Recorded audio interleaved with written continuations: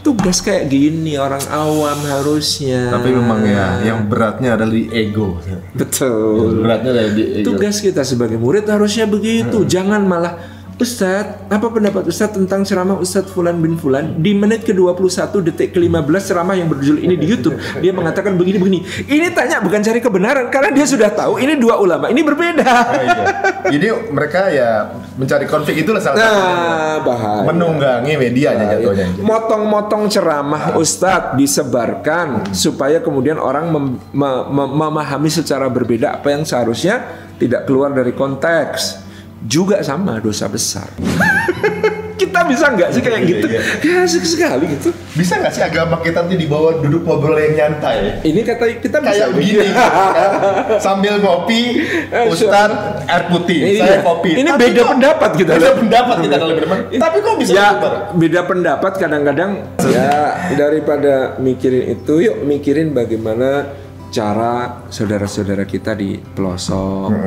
Ya, masih belum sholat, Kenalkan Allah gitu. belum kenal Allah, ya mau sholat nggak punya mukena, ya mau puasa buka puasa pengen makan gorengan nggak ada minyak goreng, misalnya gitu.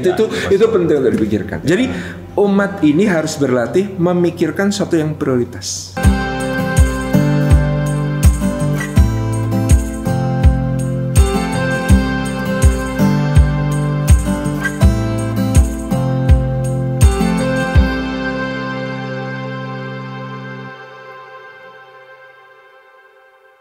Tiga ini beda loh, tapi kita paham di situ. Tapi mereka tidak kemudian mengharamkan yang lain. Mereka tidak mencela yang lain, tidak tahu. Oke, jadi kalau saya ambil sebuah analogi, mungkin bisa aja keliru, tapi apakah benar atau enggak? Karena mungkin saya masih fakir Ustaz ya. Ini seperti halnya orang buta pegang gajah. Setiap orang megang satu part dari gajah tersebut. Lalu dia mensifati gajah dengan itu. Adalah gemuk segini, gitu kan? Dapat kaki dia. Satu lagi dapat kuping, misalnya lebar. Itu lebar. Satu lagi bilang gajah gini kan, pegang buntut misalnya. Iya. Semuanya nggak bisa kita bilang semuanya salah. Tapi jika mereka berdiskusi kemudian menemukan satu rumusan yang sama dari apa yang dipegang masing-masing, maka mendekati benar. Betul. Gitu. Ketika kita menggabungkan, memahami semuanya, melihat secara komprehensif, kita ketemu sesuatu yang indah, yang mendekati benar. Nah, ini Masya Allah. Jadi ibaratnya bahwa ketika yang pegang ini nggak bisa bilang kamu tuh haram, kamu salah, karena yang dipegang beda angle-nya. Ya, gitu. Jadi yang satu juga begitu. Jadi ibaratnya kalau yang ditugaskan adalah bagaimana memberi kesimpulan dari itu adalah yuk berdiskusi. Yes. Berikan satu figur yang kemudian menjadi pendekatan dari semua pendapat itu. Dan kalau kita sudah memilih pendapat berdasarkan ilmu penjelasan ulama, mantap sudah. Tidak perlu mencela yang lain. Jangan-jangan kita sama-sama nggak salah. Iya. Ini contoh terakhir, cerita terakhir. Contoh klasik para ulama. Perang Khandaq, perang Ahzab berakhir. Pada perang Khandaq, perang Ahzab ketika pasukan sekutu Quraisy dan kawan-kawan mengepung Madinah, ada satu kabilah Yahudi berkhianat, menikam dari belakang, namanya Bani Quraidah. Maka begitu pasukannya Abu Sufyan CS bubar, Nabi SAW mengatakan yang berkhianat harus dihukum. Maka beliau membentuk satu kesatuan, beberapa sahabat anggotanya, lalu beliau bersabda kepada mereka, sebelum kami datang jangan biarkan Bani Quraidah lolos dari bentengnya. Maka beliau ketika memerintahkan agar sahabat ini bersegera menuju ke benteng Bani Quraidah, beliau mengatakan, berangkat, jangan sekali-kali sholat asar kecuali di Bani Quraidah. Pasukan ini berangkat dari Madinah bagian bawah ke Madinah bagian atas, tempat tinggal Bani Quraidah. Waktu itu puncak musim dingin, Mas Ari. Puncak musim dingin itu waktu antara asar sampai maghrib itu pendek sekali. Oh, ya kan? Ya, nggak bakal nyandak nih. Tengah jalan belum sampai, matahari udah mau terbenam. Nggak dapat asar. Ini terbelah jadi dua kelompok. Sekelompok sahabat mengatakan tadi Rasulullah berpesan, jangan sekali-kali sholat asar kecuali di Bani Quraidah. Tapi ini lihat waktu, matahari sebentar lagi terbenam, waktu sholat asar hampir habis. Sedangkan ayat Al-Quran mengatakan sesungguhnya sholat itu inna sholata alal mu'minina kitabam mauquta. Waktunya ditetapkan. kita harus sholat sekarang. Kata sebagian yang lain, nggak bisa. Rasulullah mengatakan, jangan sekali-kali sholat asar kecuali di Bani Quraidah. Kami sholat asar ya nanti di Bani Quraidah, bukan di sini. Katanya di sini, Rasulullah itu cuma bilang supaya kita cepat-cepat. Tapi kalau nggak dapat waktu sholat harus tetap diperhatikan. Sekaranglah saatnya sholat. Base-nya semua punya pendapat masing-masing berbeda. Kalimatnya sama, dalilnya sama. Dan pendapat ini pokoknya sekarang harus sholat karena ini sudah habis mau asar. Yang sini patokannya tempat. Rasulullah bilang itu sholatnya jangan sekali dilakukan kecuali di Bani Quraidah. Maka terbelahlah. Separuh sholat di situ, ngejar waktu, separuh ngejar tempat. Berangkat terus bablas ke Bani Quraidah dan mereka baru bisa sholat asar. Itu sudah waktu isya. Waktu isya, maghrib, waktu isya itu asar, maghrib, isya digabung jadi satu. Saya ini sedikit saja. Ada yang sholat ketika asar, ada yang sholatnya ketika sampai dan udah lewat waktu. Ya. Jadi ada dua nih ya. Ada dua kelompok. Nah, kesimpulannya. Rasulullah datang. Siapa yang benar? Mereka saling ngelaporin. Ya Rasulullah, ini tidak taat kepadamu. Disuruh sholat asar yang jangan sekali-kali dilakukan kecuali Bani Quraidah. Persis sama kejadian yang sekarang ini ya. Ini tapi sholat di tengah jalan ya Rasulullah. Menyelisih sunnahmu ya Rasulullah gitu. Yang satu ganti lapor daripada ini ya Rasulullah. Masa sholat asar waktu isya? Cara mana itu? Melanggar ayat Quran. Sholat itu harus ada ketentuan waktunya. Apa kata Nabi SAW? Beliau tersenyum mengatakan la haraj, nggak masalah. Jangan-jangan kita di dunia banyak perbedaan, kita kenceng-kencengan. Padahal kita ikut pendapat para ulama, yang kemudian ulama itu membahasnya sudah sangat luar biasa serius. Kualitas mereka diakui, ilmunya, fikihnya, zuhudnya, waraknya, takwanya, ibadahnya, kita kalah semua. Mereka sudah bahas itu, kita tinggal pilih pendapat. Lalu kita gontok-gontokan sama teman yang beda pendapat dari ulama yang lain. Padahal ulamanya damai. Ulamanya damai. Lalu kita nanti di akhirat gontok-gontokan. Ternyata Allah dan Rasulnya bilang, lah haraj, nggak apa-apa, nggak masalah.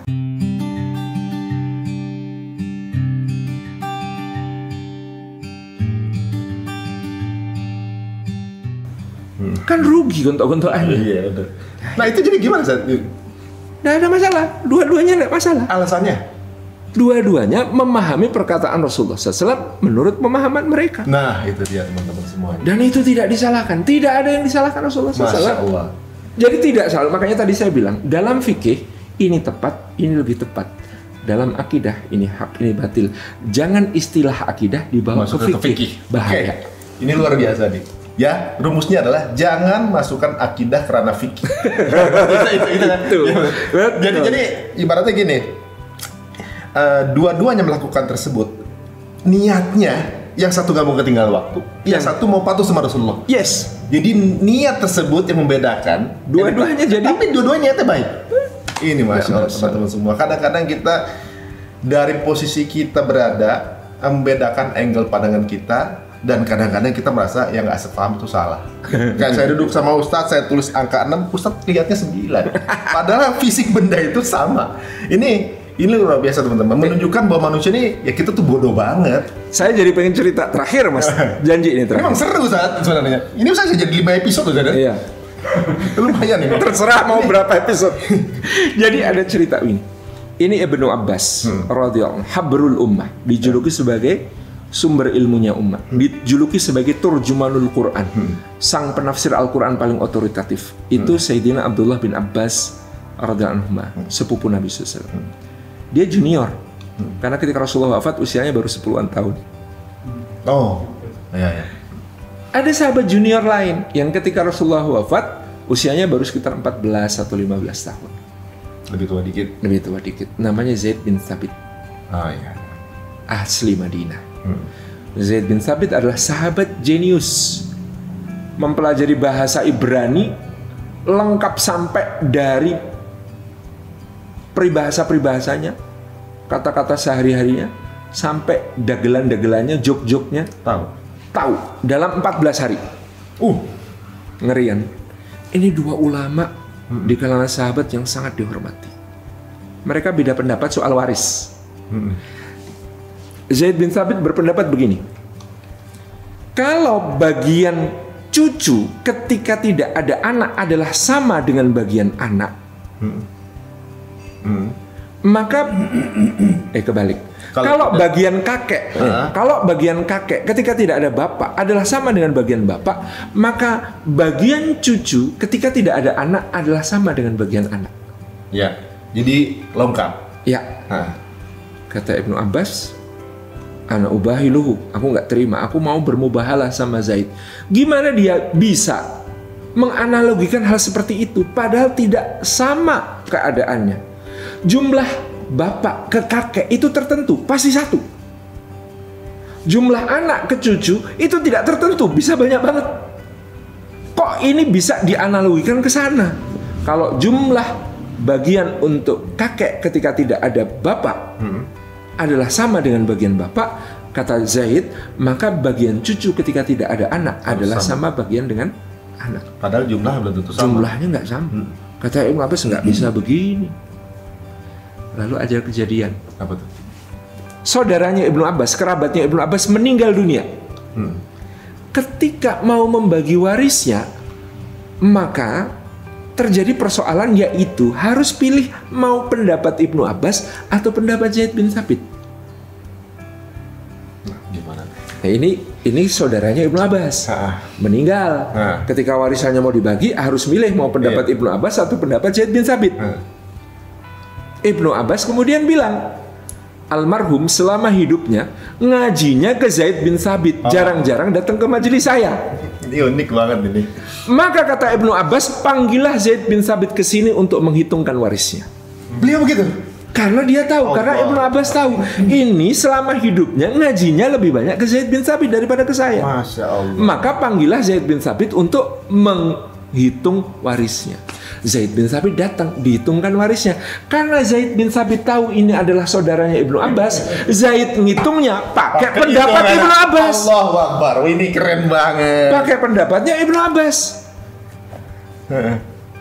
Maka begitu selesai dihitung, Ibnu Abbasnya ternyuh. Dia langsung, begitu Zaid bin Thabit naik ke bagalnya, keledainya, Ibnu Abbas langsung pegang tali kekang keledai Zaid. Dia tuntun, saya akan antar Anda pulang sampai ke rumah. Masya Allah. Apa-apaan ini wahai putra paman Rasulullah, jangan begitu, aku malu. Masa aku naik bagalku, aku naik keledaiku, engkau nuntun berjalan kaki ke rumahku? Enggak, aku nggak bisa terima itu. Kata Ibnu Abbas, hadza ma amarna bi Rasulullah SAW bi ulama'ina. Inilah yang diperintahkan Rasulullah kepada kami, kepada para ulama kami. Zaid balas, wahai putra paman Rasulullah, kalau begitu coba perlihatkan tanganmu. Maka Ibnu Abbas memperlihatkan tangannya. Oleh Zaid dipegang, dicium, dikecup. Kemudian Ibnu Abbas tanya, apa ini wahai sahabat Rasulullah yang alim? Kata Zaid, inilah yang diperintahkan Rasulullah kepada kami tentang ahli bait beliau. Haru kan ya? Jadi kayak beginilah ulama-ulama ketika berbeda. Kita berbeda, terus bikin vlog. kita berbeda. Vlognya bahasnya detail lagi. Ustadz Fulan di menit ke-21 detik ke-15 mengatakan begini. Ini adalah pendapat yang batil. Aduh, parah. Gitu ya. Oh, Masya Allah. Jangan. Ini luar biasa ya. Jadi memang para imam dan para guru dahulu itu berbeda, tapi hatinya luas. Pada saat mungkin beberapa para imam-imam zaman sekarang juga ada yang begitu, yang mengambil prinsip tidak dengan kunut ketika mengimami di Istiqlal, dia kunut. Itu tentang Buya Hamka dan tentang Kiai Haji Abdullah Syafi'i. Masya Allah. Ketika di Masjid Al-Azhar, Kiai Abdullah Syafi'i diminta mengimam oleh Buya Hamka, maka Kiai Abdullah Syafi'i tidak kunut. Karena tahu Buya Hamka kalau ngimami di Al-Azhar tidak pernah kunut. Sebaliknya ketika Buya Hamka ngimami di pesantren Asy-Syafi'iyah, maka beliau kunut. Karena beliau tahu Kiai Abdullah Syafi'i biasanya kunut. Tuh teman-teman, ini ketemu jalan tengahnya nih, ya. Mau nanya belum? Itu memang adab-adabnya para ulama, atau kan adab itu mendahului ilmu. Yes. Karena adabnya begitu mulia, akhirnya itu lebih diutamakan. Adab sebelum ilmu saja. Itulah makanya para ulama itu takjub ya kepada para ulama yang lebih terdahulu. Imam Syafi'i datang ke kota Baghdad. Ketika sampai di gerbang kota, Imam Ahmad sudah menyambut. Tali kekang bakalnya Imam Syafi'i dituntun oleh Imam Ahmad sampai ke penginapan. Imam Yahya bin Ma'in sebagai sesama ahli hadis dengan Imam Ahmad, sementara Imam Syafi'i disebut ahli fikih. Beliau protes, bilang kepada muridnya yang adalah putra Imam Ahmad, bilang sama ayahmu, dia telah merendahkan ilmu hadis. Bayanginnya ini profesor bidang hadis dengan profesor bidang fikih. Profesor bidang fikih datang, kemudian profesor bidang hadisnya nyambut nuntun kendaraannya. Kan ini merendahkan sesama profesor di bidang hadis ya. Maka Imam Yahya bin Ma'in protes sama putranya Imam Ahmad. Disampaikan. Imam Ahmad bin Hanbal jawab, katakan kepada Yahya bin Ma'in, kalau dia ingin mendapatkan kemuliaan yang seperti aku dapatkan, kemarilah aku tuntun bagal Syafi'i dari sebelah kiri, dia sebelah kanan. Masya Allah. Ketika Imam Syafi'i ngajar di Masjid Jami Al-Mansur, kata Imam Al-Karabisi, sebelum Asy-Syafi'i datang, ada 70-an majelis di Masjid Jami Al-Mansur. Begitu Imam Syafi'i datang, ngajar di situ, sisa 3 majelis, yang lain gabung semua dari majelis Imam Syafi'i. Masya Allah, Masya Allah.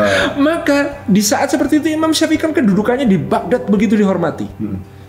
Tapi Imam Syafi'i ketika Imam Ahmad bikin majelis di rumahnya, datang duduk nyimak. Ketika Imam Syafi'i duduk ngajar, Imam Ahmad datang pula duduk nyimak. Muridnya Imam Syafi'i yang protes. Ya Imam, kalau Ahmad bin Hanbal datang ke sini menyimak engkau, itu sudah seharusnya. Tapi kenapa engkau susah-susah datang ke sana duduk menjadi muridnya? Kata Imam Syafi'i, semua kemuliaan miliknya Ahmad. Kalau dia datang ke sini, itu karena kemurahan hatinya.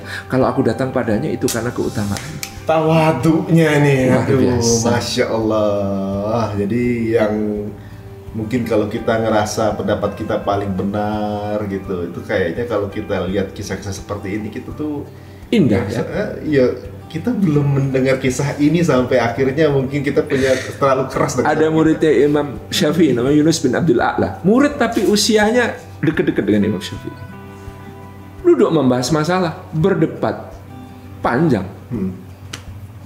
Yunus mengatakan, aku sampai marah sebenarnya sama Imam Syafi'i karena semua argumenku terpatahkan oleh beliau gitu. Habis-habisan gitu. Aku marah sekali. Sampai ketika selesai sholat, aku langsung pulang. Tiba-tiba ada orang berlari mengejarku dan menjajariku lalu menggenggam tanganku. Ketika aku tengok, itu Imam Syafi'i, lalu beliau senyum. Beliau mengatakan, "Hei Yunus, meskipun kita berbeda, bukankah kita tetap bisa bersaudara?" Masya Allah. Indah sekali Imam Syafi'i. Masya Allah. Nah, ini mungkin terakhir. Tugas kita sebagai orang awam kayak apa sih? Yang bingung memang yang orang awam. Ada cerita, ada pendapat yang ini atau yang ini kan jadinya seperti itu. Tentu belajar. Kisah yang ini kita kan belum familiar. Dengar yang Nggak ini kan, familiar. yang bagaimana tawadunya, bagaimana menyikapi perbedaan itu banyak yang belum dengar. Yang tahu sekarang ini adalah guru saya bilang gini, yang ini juga guru saya begini. Dan semua keras dengan pendapatnya masing-masing gitu. Satu, belajar tentu. Ya. Mengkaji. Jangan menutup diri kepada guru-guru yang lain. Pelajar itu bisa sama siapa saja. Yang kedua, jangan memperuncing perbedaan di antara para guru karena itu dosa besar. Mengadu domba 2 orang muslim biasa itu dosa besar. Mengadu domba 2 orang muslim yang adalah ulama, tokoh panutan umat, pasti dosanya lebih besar lagi. Contohlah Imam Abdullah ibn Mubarak. Dulu fitnah-fitnah terjadi. Jadi bukan cuma sekarang saja. Imam Sufyan Ats-Tsauri tinggalnya di negeri Syam. Imam Abu Hanifah tinggalnya di kota Kufah di Irak. Imam Sufyan Ats-Tsauri nggak tahu siapa yang bisik-bisikin. Setiap kali khutbah, setiap kali ceramah, setiap kali pengajian dia bilang, jangan sekali-kali kalian ikuti seorang ahli bid'ah besar dari Irak yang namanya Abu Hanifah. Dia ini ahli bid'ah besar karena dia beragama dengan ra'yunya. Dia meninggalkan hadis-hadis Rasulullah SAW karena kebodohannya. Lalu dia berpendapat, berfatwa dengan pikirannya sendiri. Semua dia adalah orang yang sesat lagi yang menyesatkan. Itu setiap khutbah, setiap ceramah ngomong begitu. Imam Ibn Mubarak belajar sama Imam Abu Hanifah di Kufah, mencatat fatwa-fatwanya, dikumpulkan dalam sebuah buku. Sampul bukunya sama beliau disobek. Dibawalah kepada Imam Sufyan Ats-Tsauri. Wahai Imam, coba baca kumpulan fatwa ini dan bagaimanakah pendapatmu? Dibaca sama Imam Sufyan Ats-Tsauri. Masya Allah. Ini yang berfatwa afqahul fuqaha, orang fakih yang paling fakih. Ini pendapat luar biasa. Ini sesuai Quran. Ini sesuai sunnah Nabi SAW. Ini sesuai hadis yang aku faham dan hafal begini. Ini sempurna fatwa-fatwa ini. Wahai Ibnu Mubarak, katakan kepadaku siapa ulama yang berfatwa ini. Kenapa kamu cuma tulis qala Nu'man. Nu'man ini siapa? Nu'man. Aku belum kenal ulama namanya Nu'man. Imam Ibnu Mubarak senyum kecil kemudian mengatakan, sungguh Anda sangat mengenalnya karena Anda menyebut namanya di setiap khutbah dan ceramah Anda. Insyaallah. Siapa? Abu Hanifah An-Nu'man bin Allah. Kata Imam Sufyan Ats-Tsauri, inna lillahi wa inna ilaihi raji'un. Astaghfirullahaladzim wa atubu ilaih. Kalau saja diperbolehkan untuk merusak lisan, akan kuhancurkan lisanku hari ini. Yang telah menuduhkan kepada beliau apa-apa yang tidak ada pada beliau. Tugas kayak gini orang awam harusnya. Tapi memang ya, yang beratnya adalah di ego. Betul. Yang beratnya adalah di ego. Tugas kita sebagai murid harusnya begitu. Jangan malah, Ustadz, apa pendapat Ustadz tentang ceramah Ustadz Fulan bin Fulan di menit ke-21 detik ke-15 ceramah yang berjudul ini di YouTube. Dia mengatakan begini. Ini tanya bukan cari kebenaran, karena dia sudah tahu ini dua ulama ini berbeda. Iya. Jadi mereka ya mencari konflik, itulah salah satu bahaya. menunggangi medianya jatuhnya. Motong-motong ceramah Ustadz disebarkan supaya kemudian orang memahami secara berbeda apa yang seharusnya tidak keluar dari konteks. Juga sama dosa besar. Terakhir Ustaz, terakhir banget. Bagaimana pandangan Ustaz dalam menyingkapi satu kasus yang belakangan ya, kita nggak bisa sebut nama. Ada seseorang yang mungkin kemudian memahami seperti apa yang dikisahkan Ustaz tadi mengenai wayang sebelumnya dan merasa sudah, oh itu wayang adalah sebuah wasilah dakwah dan saya akan berhenti. Kemudian bagaimana meminta saran kepada salah satu ulama, apa yang harus saya lakukan ketika saya berhenti untuk nggak memakai itu, gitu. Kemudian jawaban beliau kepada yang bertanya untuk ketika ingin selesai berubah, maka hilangkan barang-barang tersebut yang sebagai medianya, gitu. Bukan kepada keseluruhan karena beliaunya kan. Kemudian ada salah persepsi di sisi lain mengenai bahwa hal tersebut adalah penistaan terhadap semua budaya tersebut, ya gitu. Saya nggak mau menjadi sebuah polemik lagi atau juga kemudian berpihak atau bagaimana. Sebaiknya bagaimana kita menyikapi kasus seperti ini? Sebaiknya, sebijaknya. Ya nggak usah dibahas. Nggak usah dibahas. Itu pendapat beliau menjawab pertanyaan seseorang sudah tepat. Hormati pendapat itu. Sama tadi kita menghormati pendapat Sunan Giri, tidak ada masalah. Nggak perlu kita bikin itu kemudian. Saya suka kalimatnya Pak Sujiwo Tejo, Mbah Presiden Jan Cukers. Saya senang pendapat beliau. Kata beliau, wayang itu tidak akan hancur, binasa, hilang karena di fatwa haram. Wayang itu akan hilang, musnah karena nggak ada yang nanggap. Kamu yang bela-belain wayang, emang pernah nanggap wayang? Punya wayang, nonton wayang? Nggak pernah kan? Itu kata beliau. Jadi itu kan perkara perbedaan pandangannya biasa saja. Iya. Mana tepat, mana lebih tepat. Bukan mana hak, mana batil. Iya. Ingat, jangan bawa istilah akidah ke dalam fikih. Ya teman-teman, ketemu titik temunya bahwa yang ribut yang terjadi kemarin itu masalah sepele maksudnya. Ya, daripada mikirin itu, yuk mikirin bagaimana cara saudara-saudara kita di pelosok. Ya, masih belum sholat, kenalkan Allah gitu. Belum kenal Allah, ya mau sholat nggak punya mukena, ya mau puasa, buka puasa pengen makan gorengan nggak ada minyak goreng, misalnya gitu. Itu penting untuk dipikirkan. Jadi umat ini harus berlatih memikirkan sesuatu yang prioritas. Masya Allah, mana yang first come first ya? Kayaknya dulu saya Yusuf Al-Qaradawi mengatakan, kalian sibuk sekali membahas kalau sujud turunnya tangan dulu apa lutut dulu, lalu kalian lupa ada jutaan kaum muslimin belum bisa sholat. Kan lucu gitu. Ada yang jawab ironis. Mau lutut dulu atau tangan dulu, bebas asal jangan kepala dulu.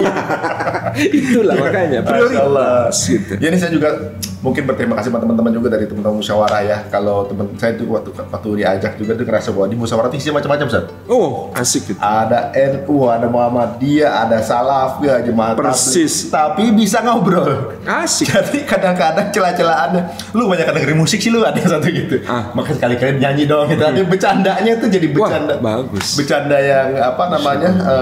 Masya Allah. Jadi malah justru jadi tempat bercanda kita, jadi tempat kita bermuamalah bersama. Dan sholat kita bareng. Ini fakta. Kita bisa baca di dalam bukunya saya Yusuf Al-Qaradawi, Al-Halal wal Haram fil Islam. Ibnu Umar berkunjung ke rumahnya Ibnu Zubair. Ibnu Zubair punya budak penyanyi suaranya merdu. Ini tentang hukum musik ya. Ibnu Zubair lagi dengerin penyanyi. Ibnu Umar kan strict dalam fikih. Kamu ini dengerin seruling setan. Tapi Ibnu Zubair ia santai juga mengatakan, wahai Ibnu Umar, janganlah ketakwaan menghalangimu dari keindahan. Simpel. Kita bisa nggak sih kayak gitu? Ya asik sekali gitu. Bisa nggak sih agama kita nanti dibawa duduk ngobrol yang nyantai? Ini kata kita bisa kayak begini. Sambil ngopi, Ustaz air putih, saya kopi. Ini tapi beda pendapat kita. Beda pendapat kita kalau berdebat. Tapi kok bisa ya, berubah? beda pendapat kadang-kadang aman, Mas. Ini yang lebih saya pikirkan. Beda pendapatan. beda pendapatan. Untuk beda pendapatan, kita udah kenal pengusaha yang ada di off screen ini, tenang ya teman-teman, kita cari kita nanti jawabannya. Supaya jangan terjadi ketimpangan sosial yang terlalu tinggi di antara kita. Masya Allah. Enggak nimbun. Saya grup yang nimbun. Saya sudah live grup, woy. Punya saya sudah saya bagi-bagi. Aduh, Ustaz Salim gosipnya nimbun minyak, tapi ternyata di mana orang pada kehabisan minyak, ternyata Ustaz Salim dan teman-teman di PMT bagi-bagi minyak gratis untuk masyarakat. Iya, selalu kita setiap. Ya, itu perhatikan bagaimana semestinya umat muslim adalah sebuah solusi untuk orang banyak. Jangan ngeributin hal-hal yang nggak penting, hal-hal yang ranah-ranah tempat kita bisa diadu domba. Ini bisikan iblis di tengah-tengah nih teman-teman semuanya. Yuk kita fokus aja. Pendapatnya gimana, kita lihat bagaimana kisah yang didengari tadi. Ini Masya Allah luar biasa, bagaimana kebesaran hati menerima perbedaan. Ini luar biasa. Pembicaraan kali ini membuka mata saya juga, terutama apalagi mungkin saya ilmunya juga masih sangat kurang sekali. Mudah-mudahan bermanfaat teman-teman semuanya. Bisa aja yang nonton nggak sependapat, itu pasti. Oh, nggak masalah. Nggak masalah. Ya, pendapat boleh beda, itu juga nggak masalah. Karena udah pasti nggak akan kita bisa bikin semua orang sependapat sama kita. Tapi ya pegang aja pendapatnya dan kita akan. Yang penting kita tetap terus mau belajar. Yang terpenting kita tidak memaksakan pendapat kita. Yang terpenting kita mau membuka cakrawala yang luas. Insya Allah umat makin dewasa. Masya Allah, jazakallah khair Ustaz, ilmunya nih Masya Allah. Dari obrolan yang tadinya kita, waduh ini kayaknya udah lewat waktu, tapi Masya Allah malah ketemu titik temu perbedaan yang selama ini terjadi sama kita-kita ini. Jadi mulai sekarang yang udah nonton ini, jangan lagi ributin hal-hal yang ya sama-sama mau ke Monas, beda mobil, yang beda mobil jadi haram, nggak juga gitu ya. Jadi bagaimana tujuannya sama dan bagaimana kita bisa berjalan bersama. Iya. Insya Allah, terima kasih Ustaz waktunya. Jangan lupa juga teman-teman add juga, add lagi. Subscribe dan nonton. Subscribe doang nggak pernah nonton berapa. Subscribe. Salim Afila Official. Joko Karyan juga. Masih Joko Karyan juga. Pro You Channel juga. Channel kita ada 3. PM3. Instagram. Boleh. Ya, Instagram. Masya Allah ya. Tapi sebelum follow itu semua, cerita untung di follow dulu. Bermanfaat. Teman-teman, terima kasih untuk yang menyaksikan ini. Mudah-mudahan dapat manfaatnya. Amin. Jangan lupa juga mungkin ada masukan atau saran, monggo silakan ditulis di kolom komentar. Kita tutup dengan subhanaka Allahumma Alhamdulillah. Masya Allah luar biasa. Ini rezeki saya. Assalamualaikum warahmatullahi wabarakatuh.